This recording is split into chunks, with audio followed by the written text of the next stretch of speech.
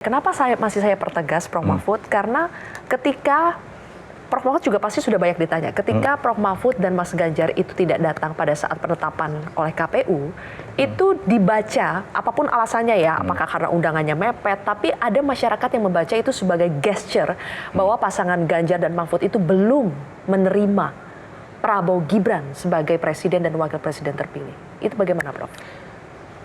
Saya tidak tahu ya apakah Mas Ganjar belum menerima hatinya, tapi secara resmi bersama saya kan sudah menyatakan di MK apapun ini sudah putusan hakim, tidak ada langkah hukum lain dan negara ini harus dijaga dengan sebaik-baiknya kita terima.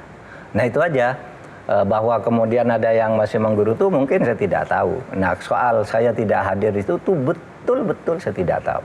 Bahwa kami ini diundang, itu kan vonis MK tanggal 22, ya kan?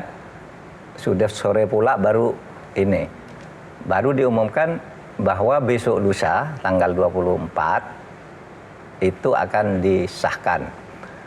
Nggak ada pemberitahuan disahkan tuh pakai sidang terbuka dan ngundang siapa, nggak ada. Sehingga sampai tanggal 23 malam saya tidak mendengar apa-apa. Besoknya baru setengah jam. Oke.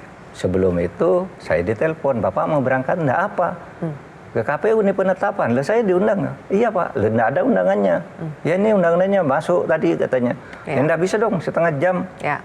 Saya sudah ada janji dengan pimpinan Bank BRI Cut Mutia, saya bilang saya akan ke sana. Oke, jadi ini bukan persoalan belum bisa menerima ya? Enggak. Ya? Enggak bisa, enggak ada gunanya juga tidak menerima. Ini politik harus terus berjalan, entah apa dinamikanya. Ya. Pokoknya ini semua harus berjalan.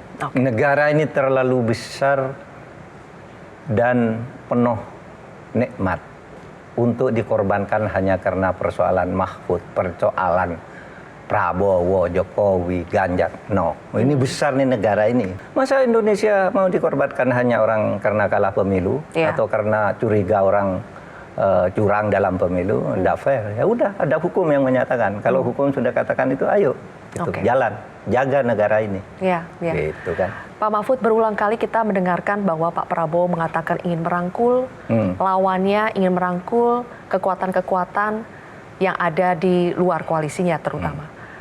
Menurut Pak Mahfud, konsep merangkul yang tepat itu apa? Karena orang-orang langsung mengartikannya, oh kalau merangkul berarti di dalam pemerintahan jadi koalisi. Kalau di luar berarti otomatis jadi oposisi, berseberangan. Konsep merangkul yang tepat menurut Pak Mahfud itu apa ya? Iya, menurut saya yang paling sederhana merangkul itu bekerja sama dan tidak mendiskriminasi orang yang tidak mendukung kan gitu kan.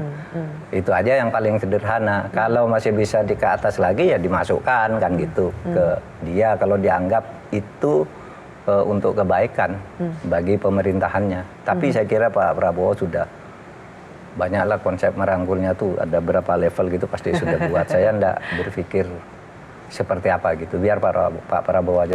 Pemenang itu bisa melakukan apa saja, sedangkan yang kalah itu enggak usah banyak omong. Udah kamu kalah kan, itu aja. Banyak omong, ikuti aja, ini proses kan gitu. Oke. Jelajahi cara baru mendapatkan informasi. Download Metro TV Extend sekarang.